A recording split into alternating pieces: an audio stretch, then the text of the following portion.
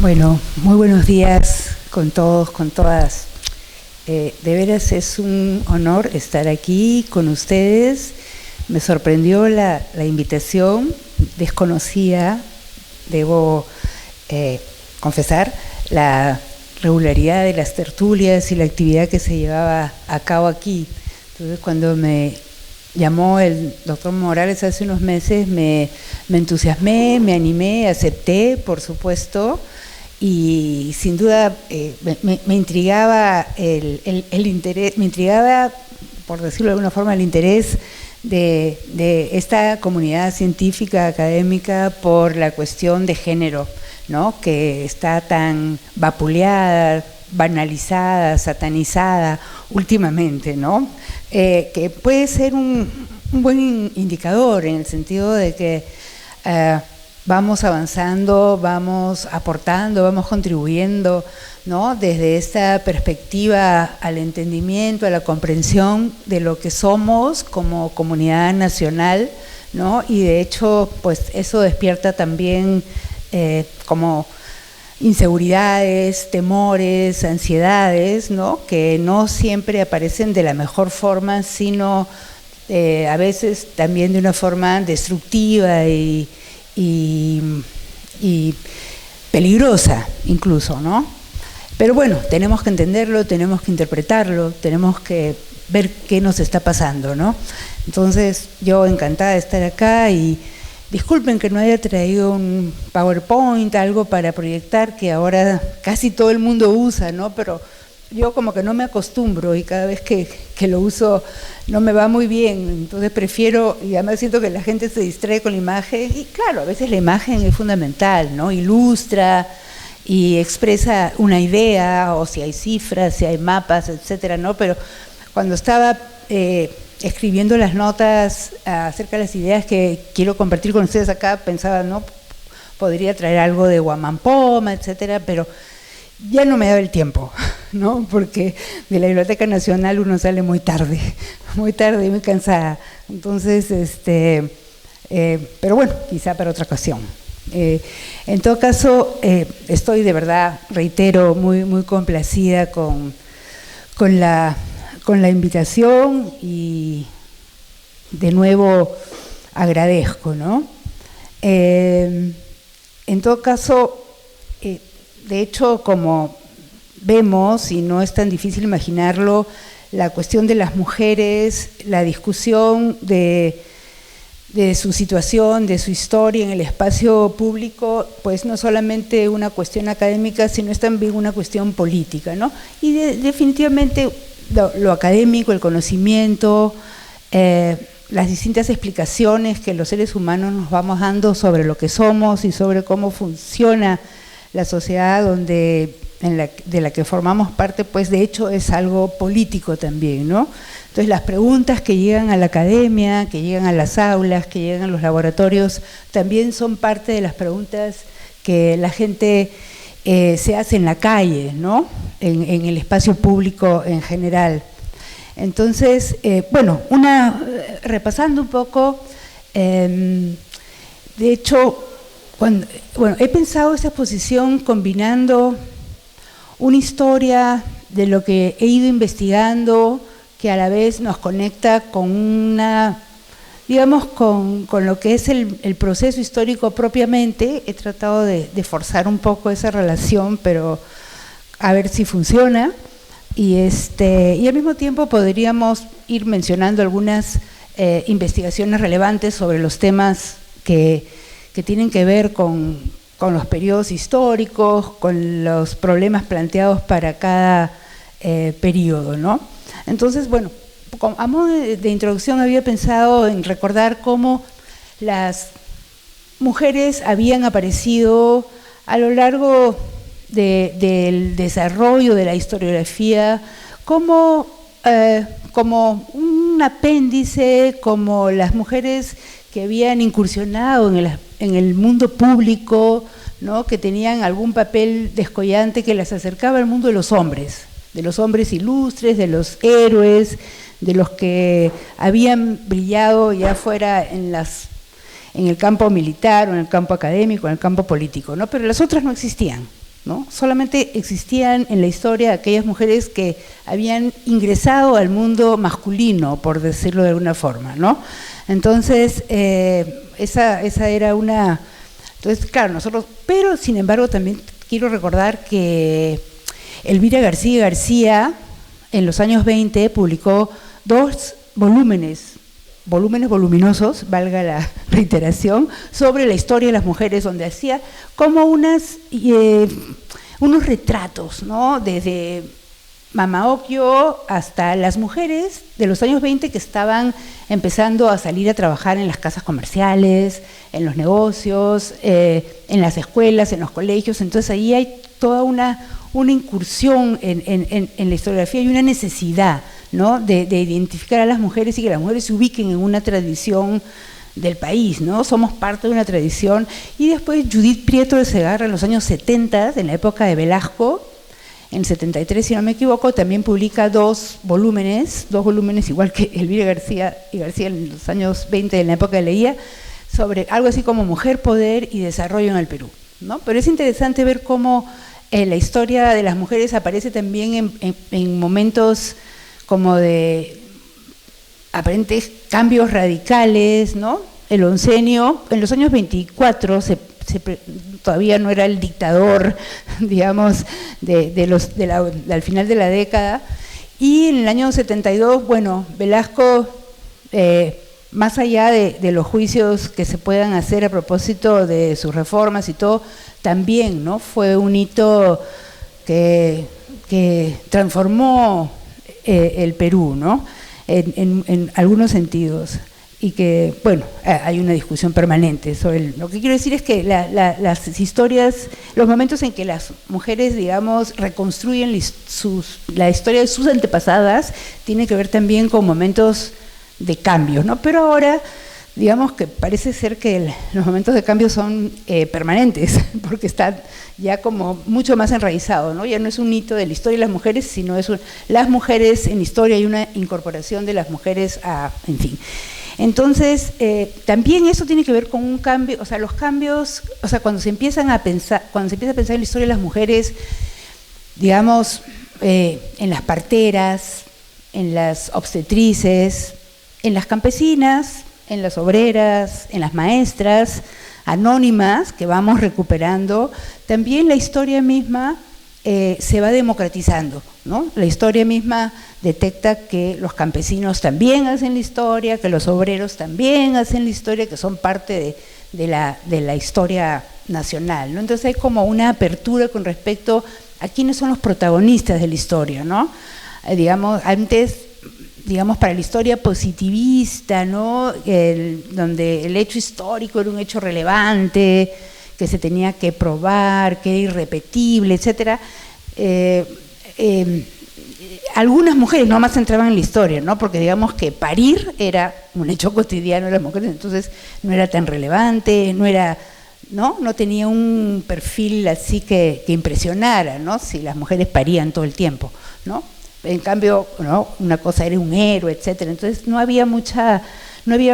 era tan importante en la vida cotidiana mirar esas actividades que después empezaron a hacerlo, ¿no? A ser importante, y esas personas que antes habían sido relativamente desconocidas, intrascendentes, ¿no? Empiezan a ser parte protagónica, ¿no? No solamente los hombres y las mujeres importantes lo son, sino cualquiera, ¿no?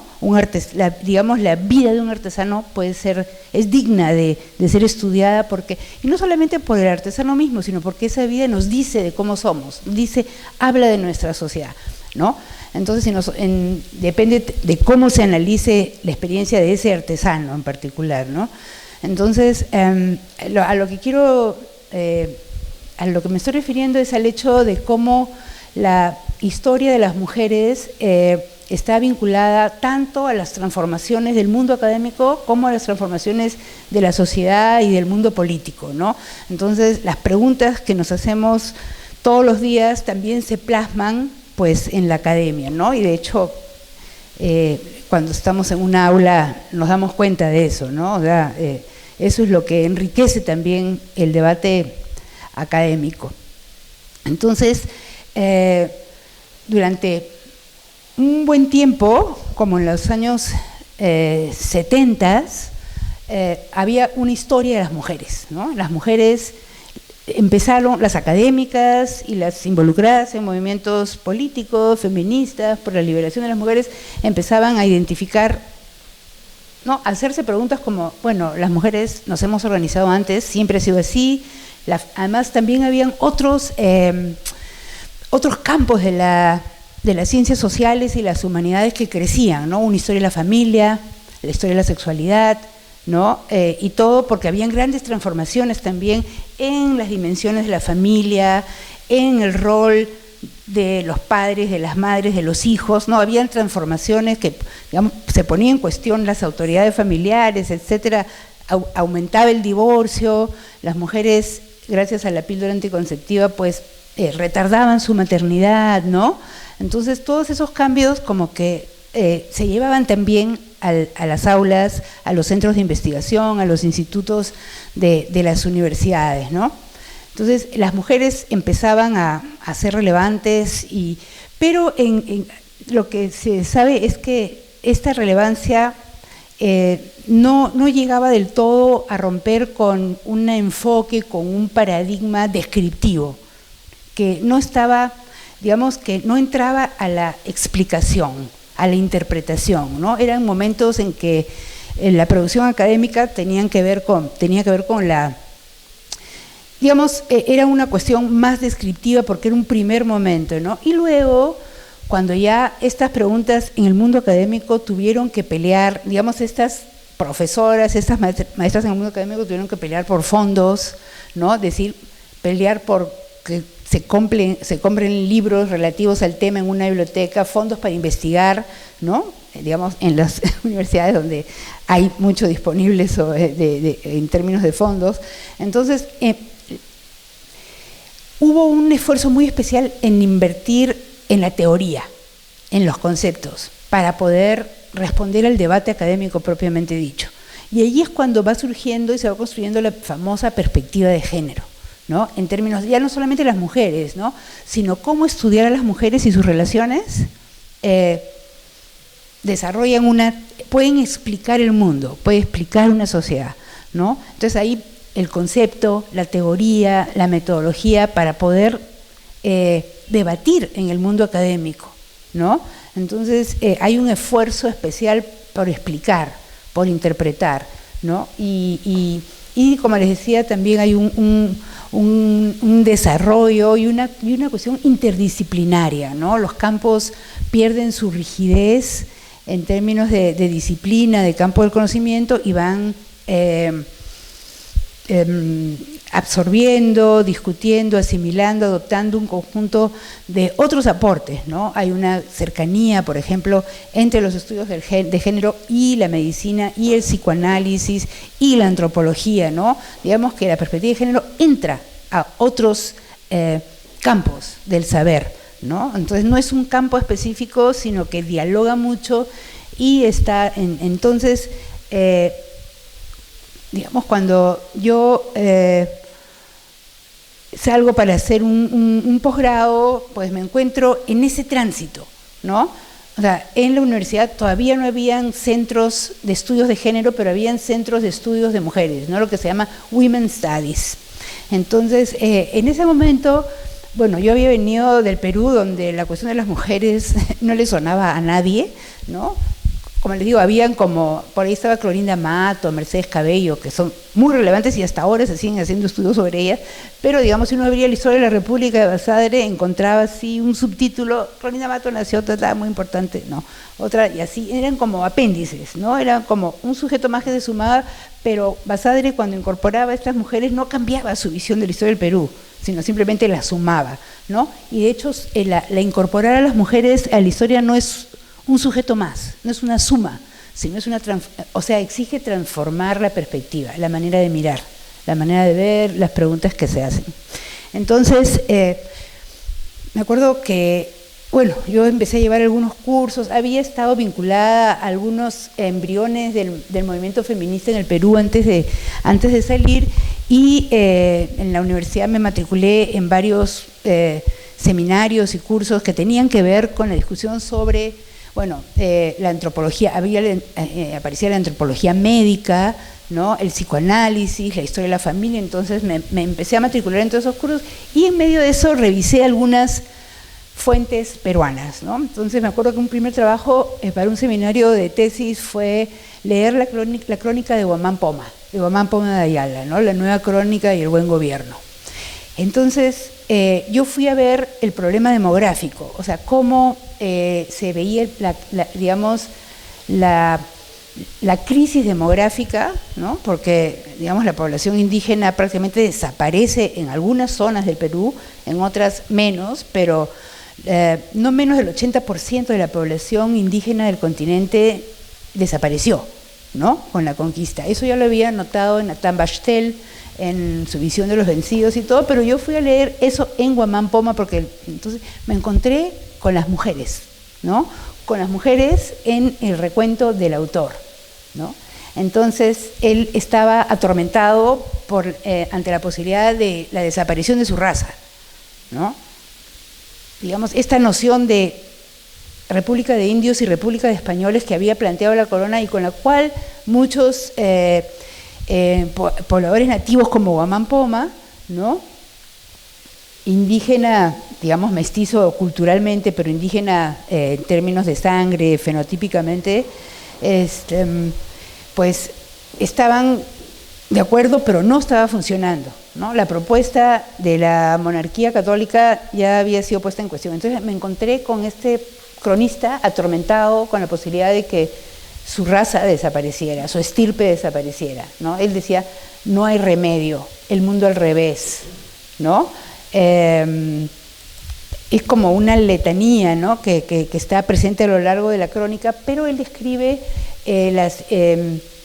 cómo el sistema de la mita, más las epidemias y más las formas de explotación coloniales, deterioraron el balance sexual en las comunidades, ¿no? El hecho de que la población indígena adulta estuviera obligada a la mita minera, o sea, por turnos ir a las mitas, por turnos era un decir, porque como se caía cada vez más la población, había más exigencia tributaria fiscal, pues no podían regresar muchas veces, y las comunidades estaban pobladas de mujeres, las que no se iban a la mita con sus indios mitayos, ¿no? Entonces esto crea un gran desbalance sexual, afecta la reproducción y afecta la forma en que la sociedad se había organizado para acceder a los recursos naturales y, digamos, explotar esa geografía que a nosotros nos parece tan irremontable, tan amenazante, tan difícil de entender. Pues las poblaciones indígenas, a través de una organización del parentesco, a través del ayu, etcétera, habían logrado, ¿no?, desarrollar un conjunto de técnicas hidráulicas y también vinculadas al sistema fiscal que estaba funcionando, ¿no? Estaba funcionando. Los Andes eran abordados, cuidados y explotados de una forma que funcionaba. Pero las mujeres, como decía Guamán Poma, ¿no?, paren puro mesticillo, ¿no? Es una frase de él, ¿no? Paren puros mesticillos. Entonces, no era que se casaban con las autoridades, sino que parte de la explotación del sistema hacía que las mujeres estuvieran muy expuestas a las autoridades españolas, ¿no? Como los sacerdotes, los encomenderos, los corregidores, ¿no?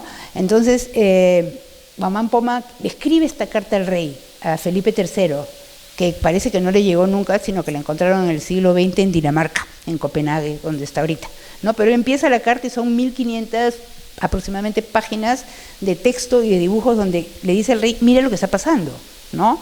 O sea, tus encomenderos, tus doctrineros están arruinando mi raza, están arruinando mi estirpe, ¿no? Y están... usa palabras muy fuertes, ¿no?, en términos de lo que fue el abuso sexual, la violación de las mujeres indígenas, ¿no?, a través de los curas que supuestamente estaban evangelizando, que era el fin, ¿no?, se supone, de la expansión de la monarquía católica.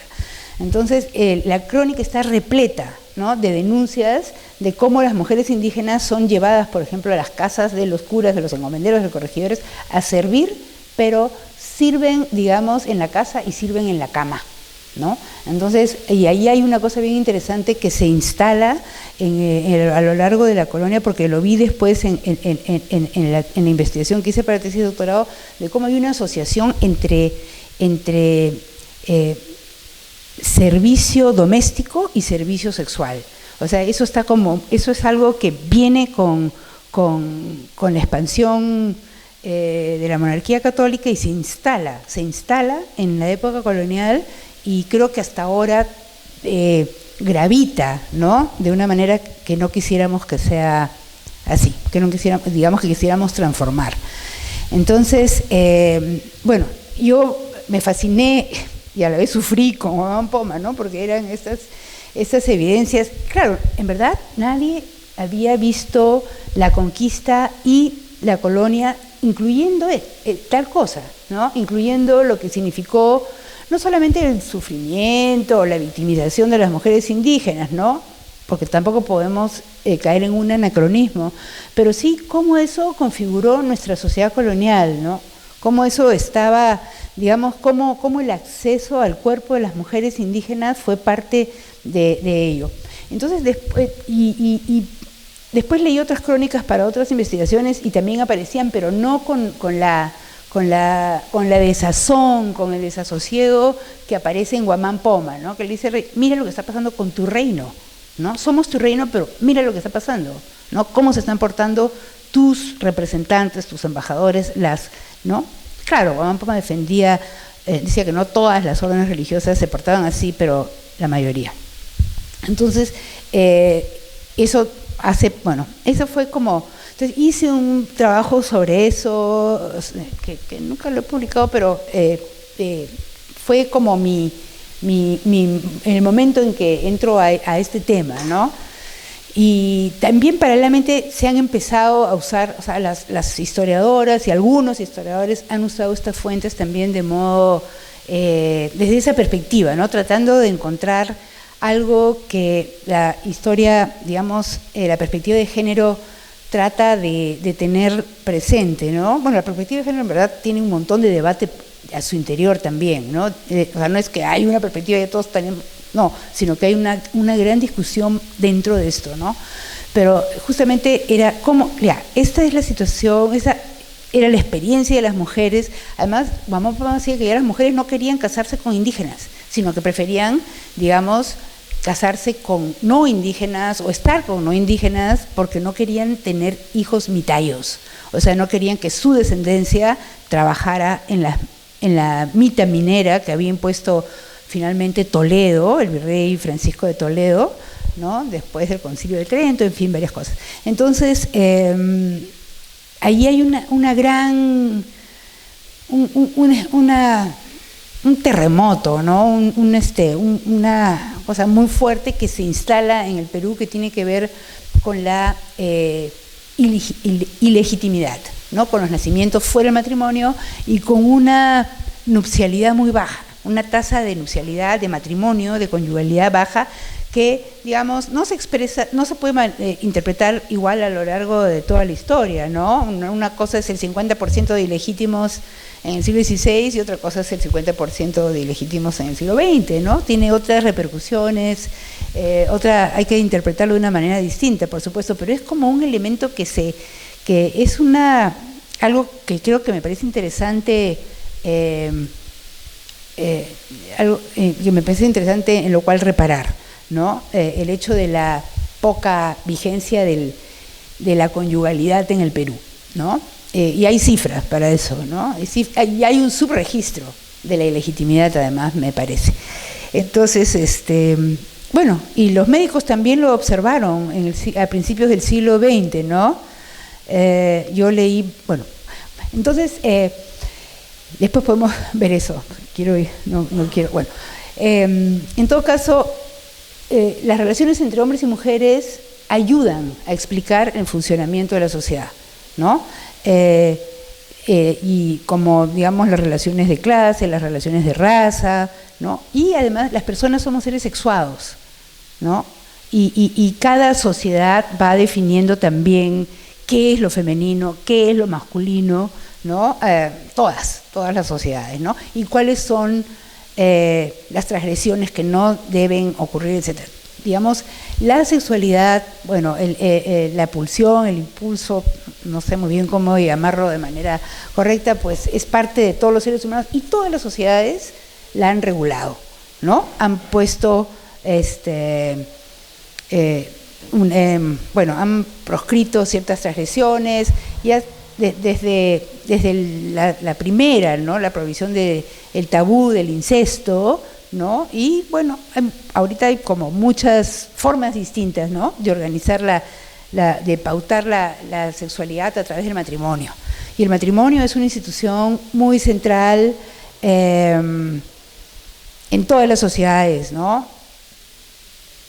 Ha servido para las alianzas políticas, para las consolidaciones de las clases, para la contención de la libido, para la transmisión de la propiedad, ¿no? Que es tan importante en todas las sociedades, el patrimonio, ¿no? ¿Quién hereda a quién? Si heredan hombres, si heredan mujeres, si todos iguales, la dote y todo esto que ha sido parte, o sea, del mundo euroasiático durante siglos, ¿no? Por no decir de milenios.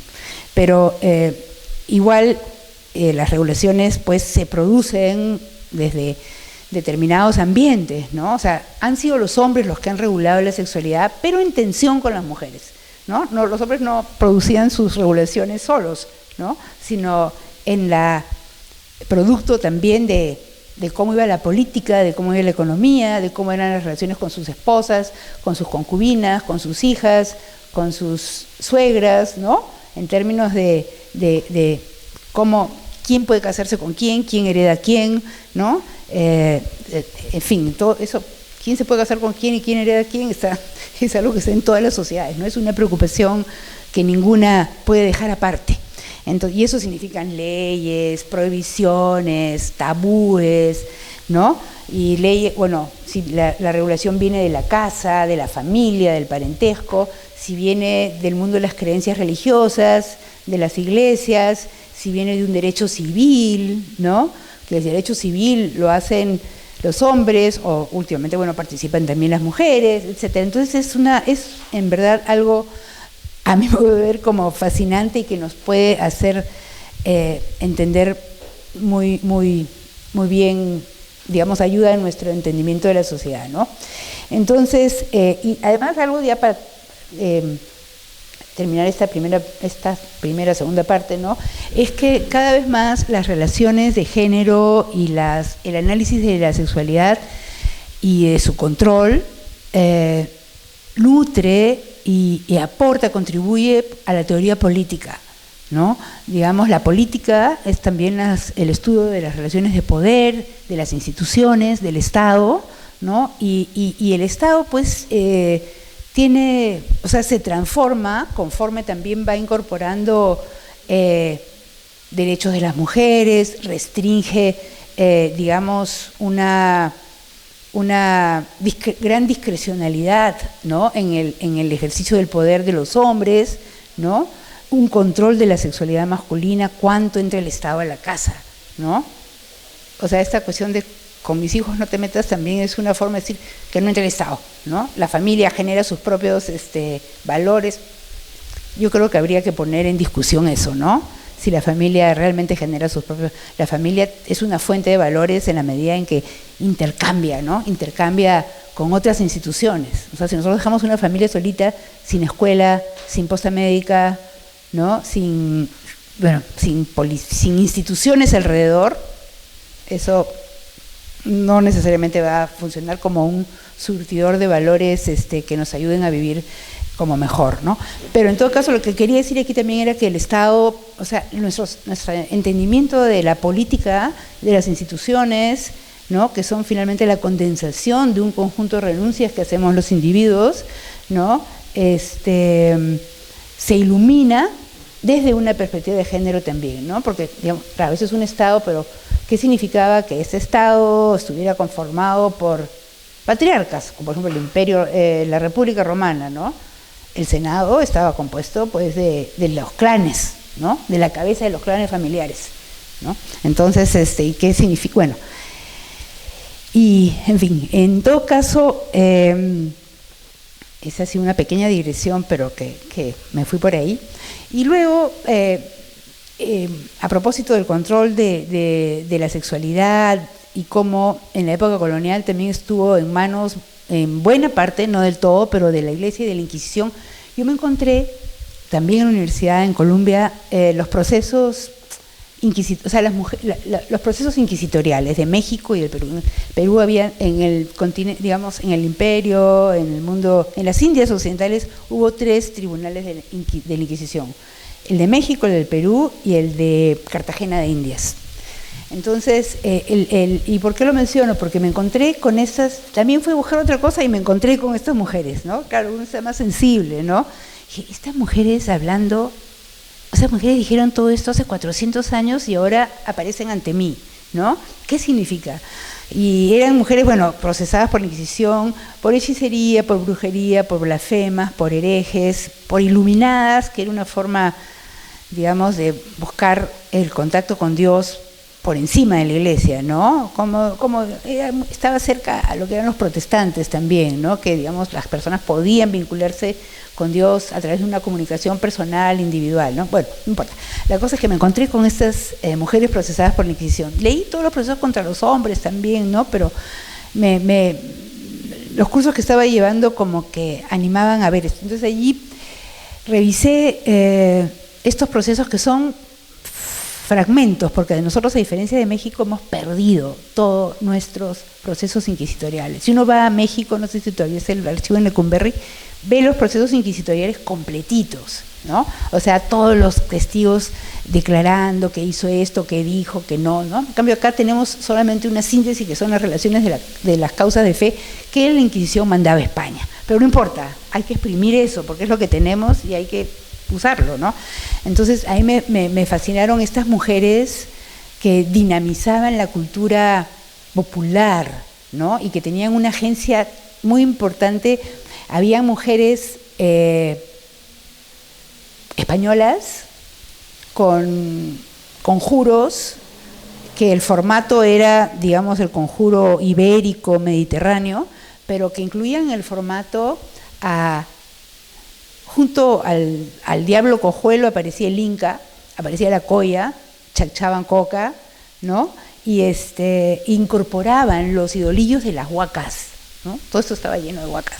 Entonces había una relación entre las mujeres ibéricas, españolas, mulatas, africanas, con las mujeres indígenas, haciéndose de elementos para protegerse y poder sobrevivir en esa sociedad colonial, ¿no? Que era violenta, porque el castigo físico era una forma de ejercer la autoridad y era tolerado tanto por la Iglesia como por de las 7 partidas, ¿no? de Alfonso el Sabio, que era lo que regía en buena parte el Perú colonial.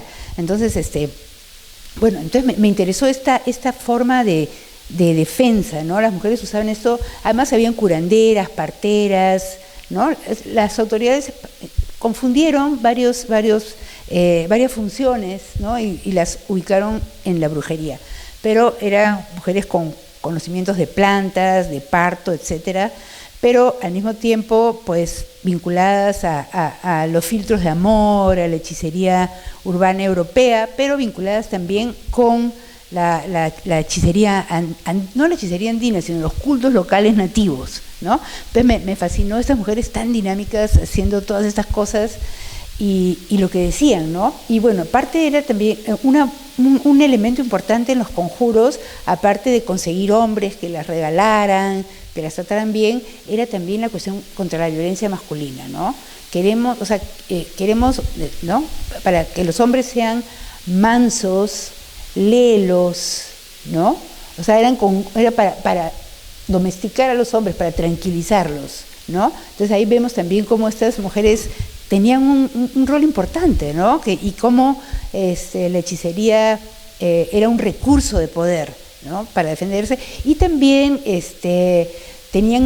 estaba vinculado con el disfrute de la sexualidad, ¿no? un tipo de hombre que sea así, ¿no? Me acuerdo que había un conjuro que decía algo así, y que tenga un hombre que diera en el lecho tantas vueltas como vigas tiene el techo, ¿no? Había un conjuro así, que también, entonces era una aspiración, y ahí nos damos cuenta pues que las mujeres tenían aspiraciones a propósito de su mundo, de su vida sexual, de su erotismo, del placer, del deseo, ¿no? Entonces me llamó la atención, aparte de esta dinámica en términos de usar al inca, la colla, ¿no? Las hojas de coca, que estaban en manos de las hechiceras españolas, también esa cuestión de abogar por un mejor trato, ¿no? Porque los hombres se amansaran, ¿no? Y para que los hombres la satisfacieran, ¿no? En el plano más sexual. Entonces, pero aparte de esas hechiceras también vi mujeres que escribían, ¿no? Beatas que tenían un poder a través de la escritura. Una beata que escribió 7.500 páginas. Estaba su diario místico en el tribunal de la Inquisición, ¿no? Bueno, eso es un tema aparte que yo lo estoy trabajando poco a poco porque tampoco es fácil conseguir financiamiento para estudios de la época colonial y para esto, pero son mujeres que escriben, ¿no? Mujeres que escriben, y también, bueno, las mujeres que rodearon a Isabel Flores de Oliva, a Santa Rosa Lima, también fueron llamadas por la Inquisición, ¿no? Y creo que Santa Rosa se libró por un poco nomás. Digamos que, ¿por qué? Porque eran comunidades piadosas, femeninas, ¿no? Donde escribían sus experiencias místicas, ¿no? Y eso me interesa mucho, y ahí me empezó a interesar las mujeres y la escritura.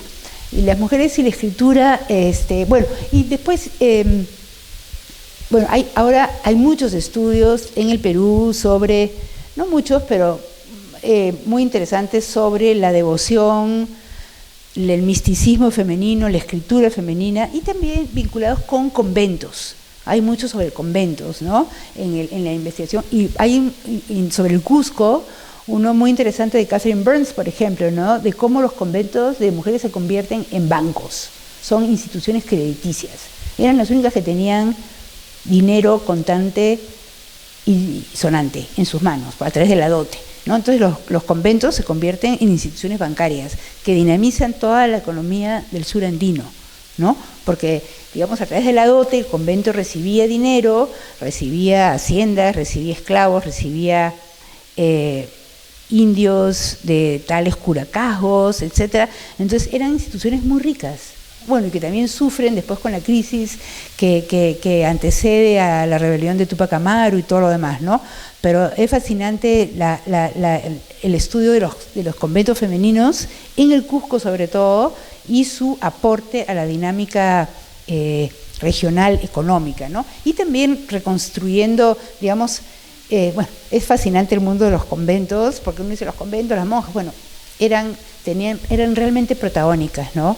Y entonces, y ahí también puedo pasar al tema de la ilegitimidad, ¿no? Siempre me quedó rondando la idea en la cabeza, este asunto de qué relación hay entre la inestabilidad política y la baja conyugalidad, la baja nupcialidad.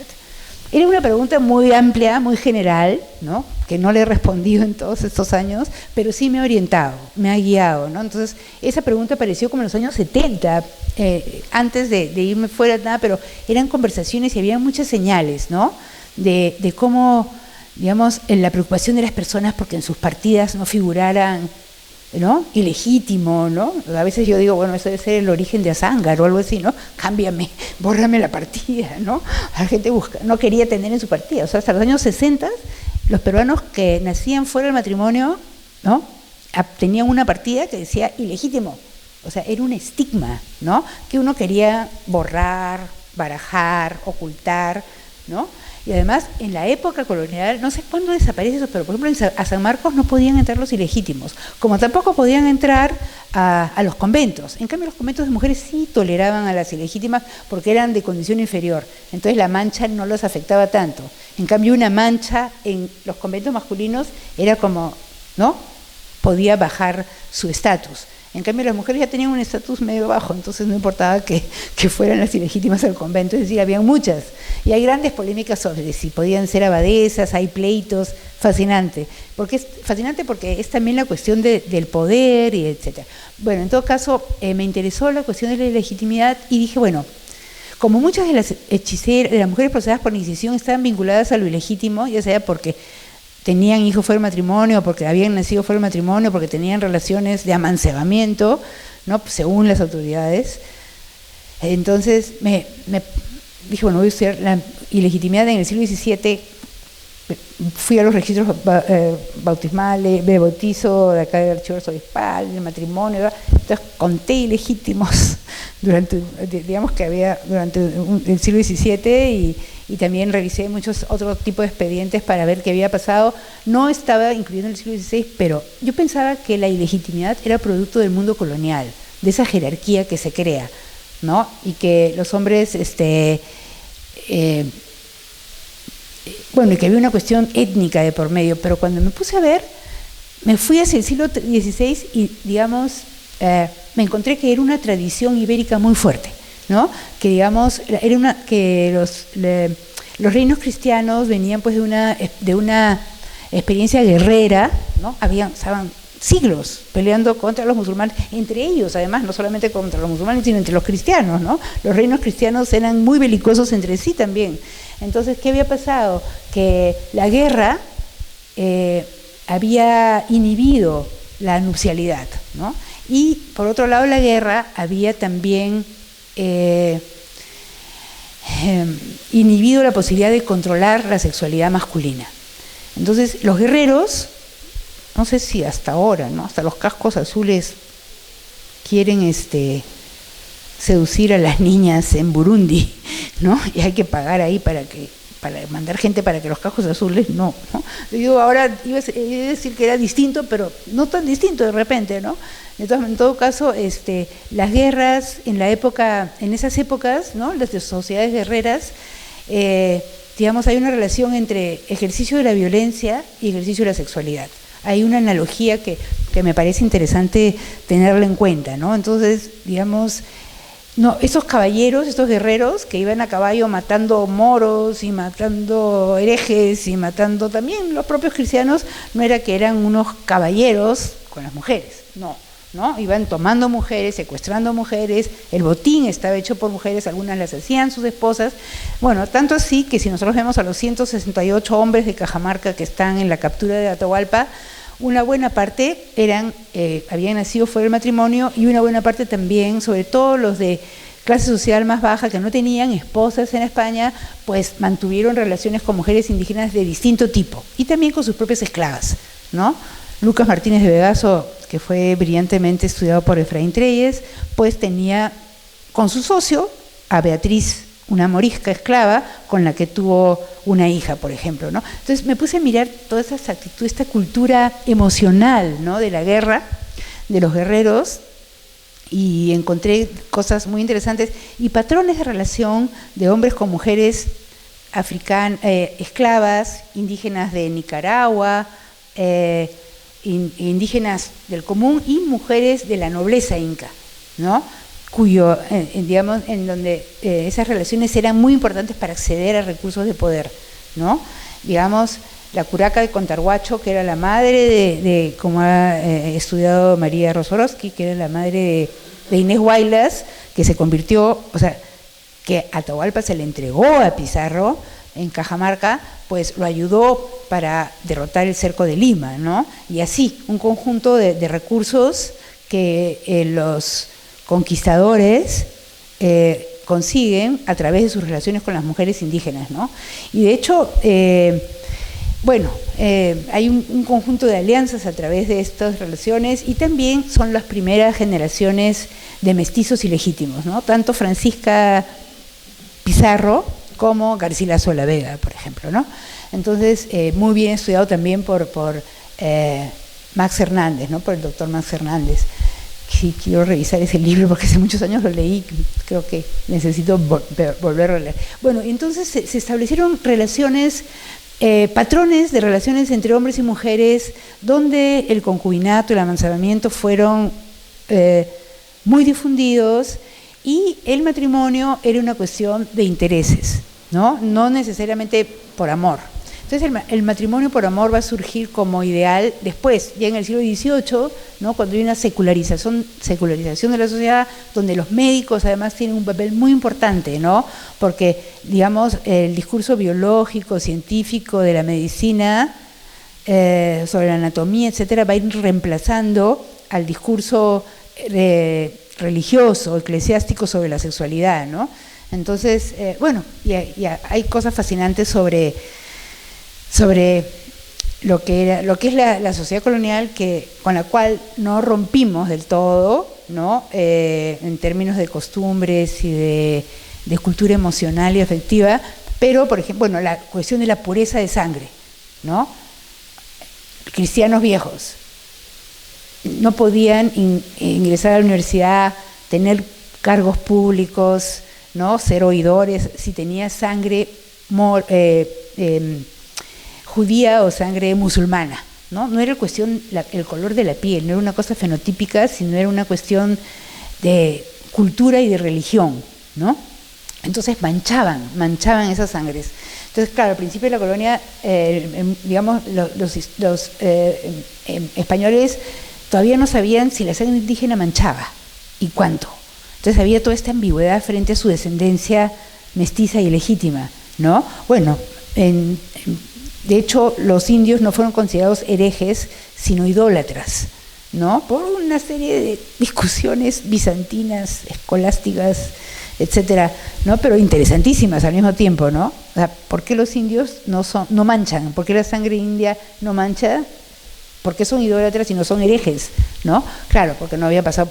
Bueno, el monoteísmo tiene mucho que ver ahí también, pero también porque eran los que era la población cuya evangelización justificaba la guerra, Entonces, digamos, si eran herejes todos iban a pasar por el tribunal de la Inquisición y no iba a quedar ningún indio para que fuera a las minas. Eso es un pensamiento simplista de mi parte, pero como que hay más cosas ahí, Bueno, entonces se empieza pues a crear la cuestión del mestizaje famoso, Entonces, pero hay mestizajes y mestizajes, hay una gama gigante, de quiénes son los mestizos, cómo se regula su vida, cuándo fueron, o sea, cómo las mujeres mestizas fueron tratadas de una manera distinta frente a los hombres mestizos, que sí eran una amenaza, Y además por eso retiraban a las mujeres, tanto indígenas como españolas como mestizas, del mercado matrimonial.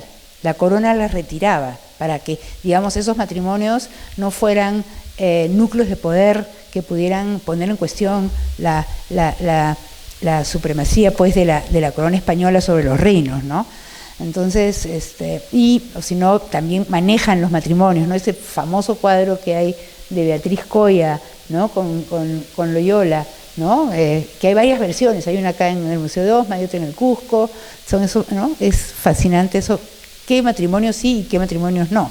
Claro, la sangre indígena no mancha en la medida en que esa unión conyugal no perturbe también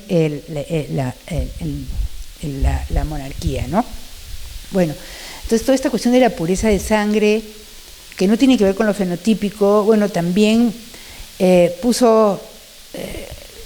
fue una limitación para que los españoles se casaran con mujeres indígenas, porque de hecho si bien no eran herejes, eran idólatras, recientemente convertidas. Entonces un árbol genealógico y la honra que los españoles buscaban podía ser, digamos, puesta en cuestión, por una descendencia con sangre idólatra, y la fuerza y la pureza de sangre que se gestó, digamos, en la guerra de la llamada Reconquista, fue muy fuerte y gravitó y marcó cómo las personas se relacionaron en el mundo colonial y, digamos, el acceso a los recursos de poder, etcétera, Entonces, la ilegitimidad vino a ser otro ingrediente, digamos, de hibridez, que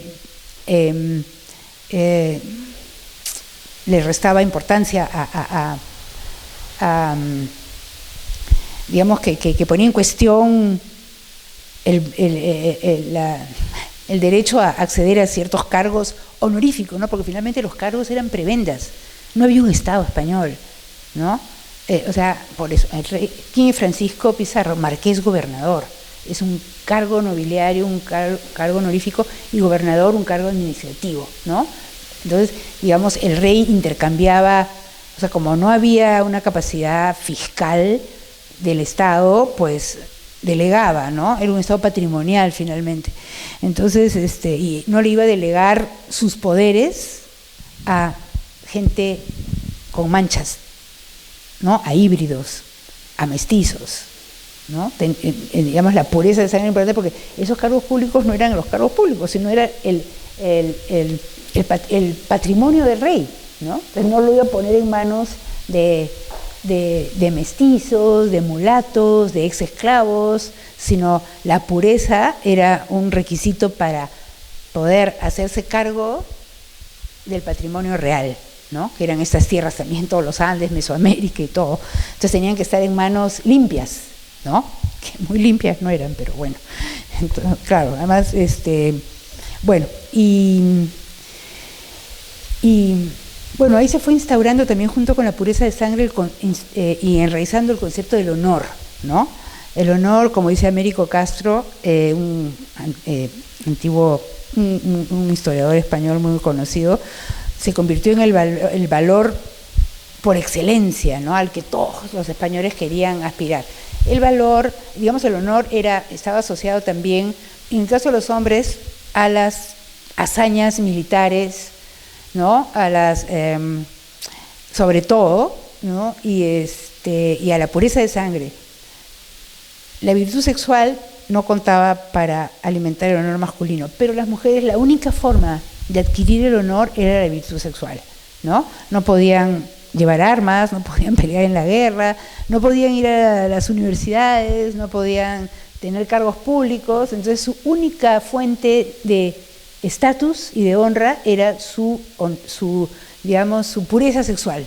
Para las mujeres la pureza estaba concentrada en y de ahí la importancia de la virginidad y todo, ¿no? Y acá se juntan también, o sea, el honor está definido por una vertiente guerrera y por una vertiente católica, ¿no? Que, digamos, ahí subordinan a las mujeres en términos de, las mujeres si quieren mantener su honra tienen que estar limpias del contacto sexual.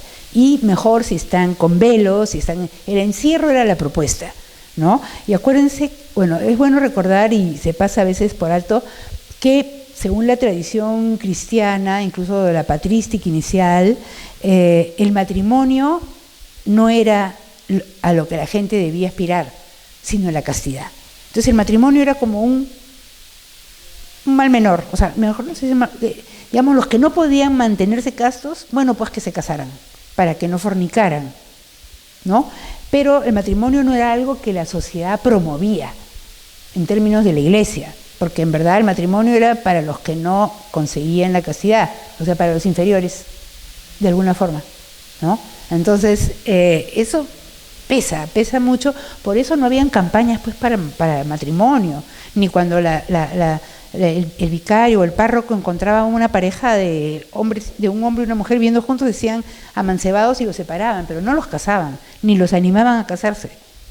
¿Por qué? Por esa cuestión, pero también por Trento, por el Concilio de Trento, que había definido que el matrimonio era una opción libre, ¿no? Que los padres ni nadie podía exigir, sino que era algo que era la voluntad de los contrayentes, ¿no? En el siglo, fue parte de la Contrarreforma. Entonces, por eso también no se promueve el matrimonio, y además, siendo una sociedad tan jerarquizada, la sociedad colonial, ¿no? Porque la sociedad no era una sociedad excluyente. Si uno transgredía, no era expulsado, como por ejemplo los ingleses en el siglo XVII, que iban a tolerar un ilegítimo, que iban a tolerar una madre soltera. No se dice madre soltera en esa época, ¿no? Pero en fin, no, eran expulsados de la comunidad. En cambio, en el mundo colonial eran aceptados, pero hacia abajo. Entonces, todas las transgresiones inferiorizan, no expulsan, ¿no? Entonces, pierdes prestigio, pierdes honra para abajo, ¿no? No hay segregación, hay inclusión jerarquizante. Bueno, algo que a mí me parece haber visto mucho en lo que he tratado de entender, ¿no? Entonces, y siempre la tendencia es casarse entre iguales. Y en una sociedad tan jerarquizada, tus iguales eran poquitos, ¿no? Entonces siempre te casabas, pero podías perder prestigio. Mejor no te casas, vas a un convento con tu... Incluso muchas familias preferían ingresar a su descendencia femenina en un convento con su dote, porque era una forma de protegerla frente a un mercado matrimonial, digamos, en crisis o en baja, ¿no? Entonces, si no había un buen marido, mejor al convento. O sea, allí la dote podía servir mucho más. Además, dentro del convento se tejían relaciones de poder muy fuertes, porque ¿a quién le daban las monjas la plata? Ellas disponían, ¿no? Entonces, digamos, era mejor negociar tu dote desde dentro del convento que en el mundo matrimonial, que en la feria matrimonial, ¿no? Bueno, entonces, por eso también el matrimonio siguió siendo, por todas esas razones combinadas, siguió siendo, teniendo digamos, no un elemento de consenso. Y bueno, esto también, esta situación no se transforma con la República.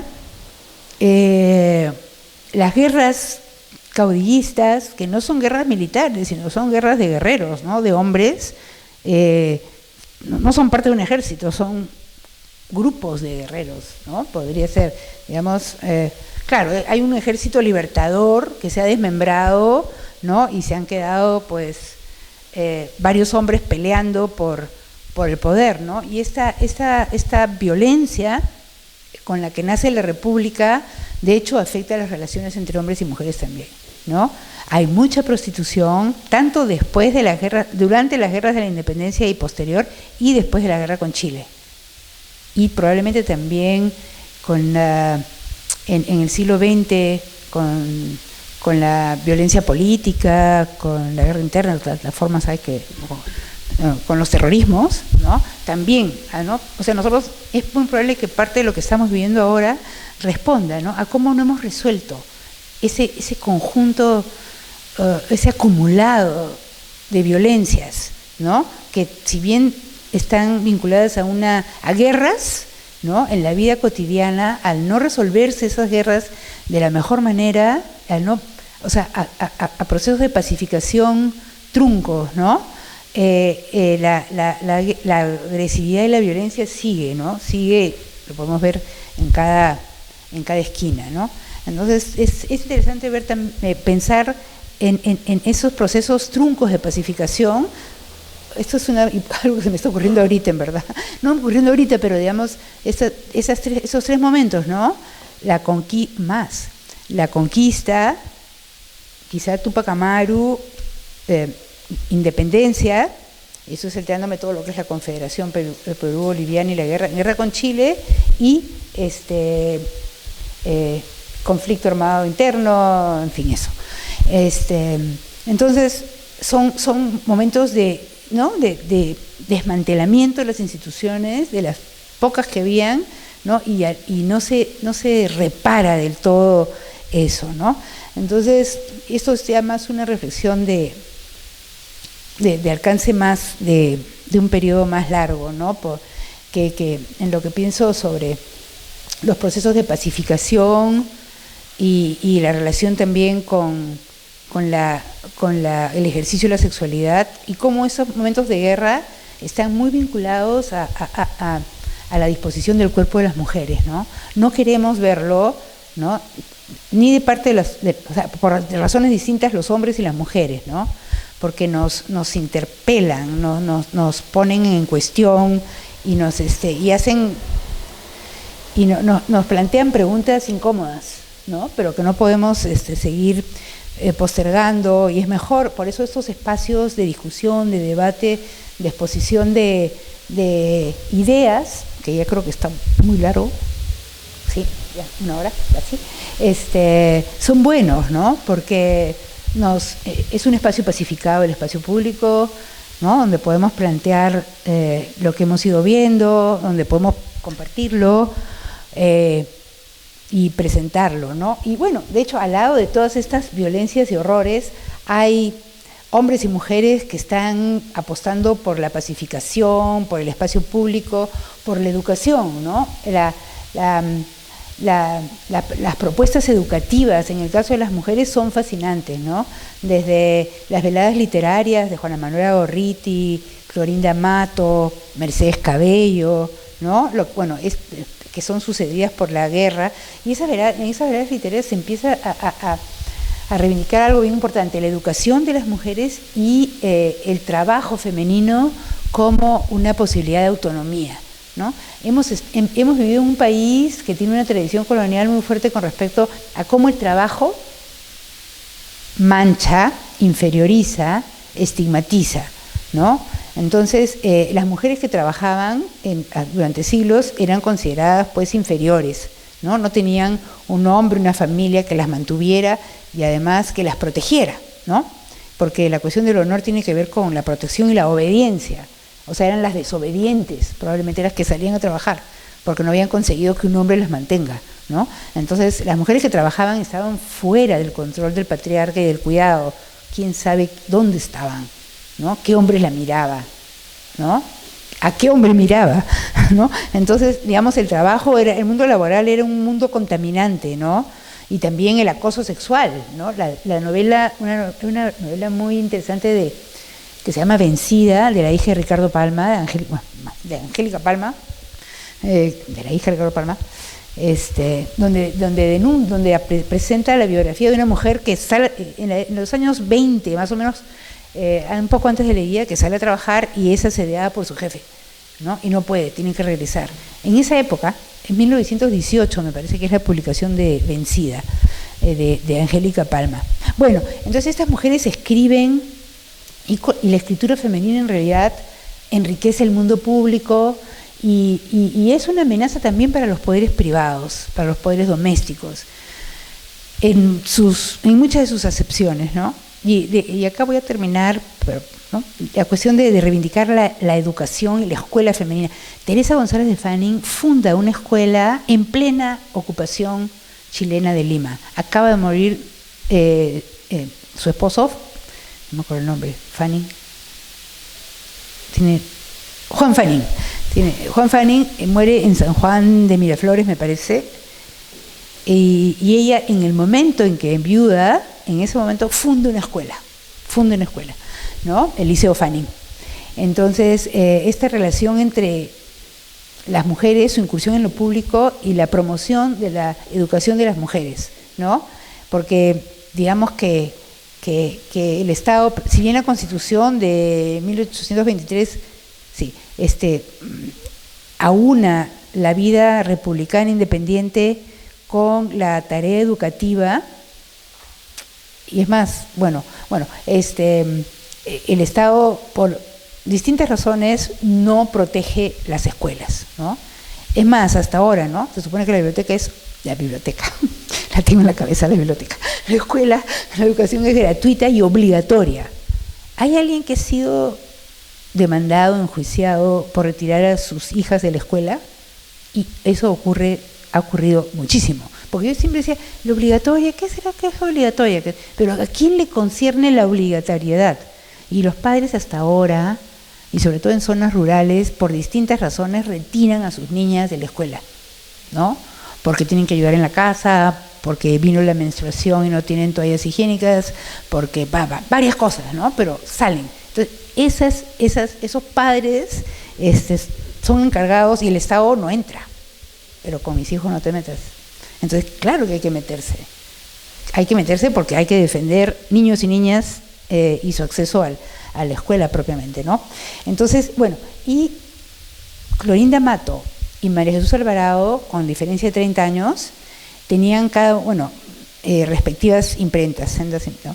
Una era cacerista, Clorinda Mato, y cuando las montoneras de Piérola entran a Lima, pues destruyen su imprenta, ¿no? Donde se publica, Clemen Markham, por ejemplo, publicó en La Equitativa, que era de Clorinda Mato, su historia del Perú, ¿no? Bueno, y después, en la época de Leguía, en 1924, también la imprenta de María Jesús Alvarado es destrozada a martillazos por las fuerzas del orden, y las dos van al exilio con 30 años de diferencia, ¿no?, a Buenos Aires.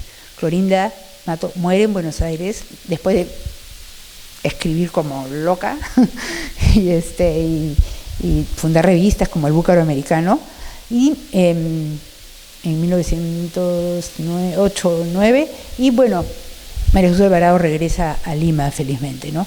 Entonces me pareció interesante esta destrucción de la imprenta, ¿no?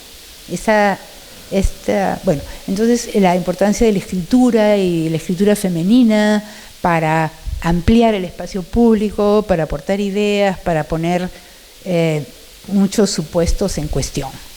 Bueno, ya no, acá me quedo, y bueno, gracias por la atención. Podemos comentar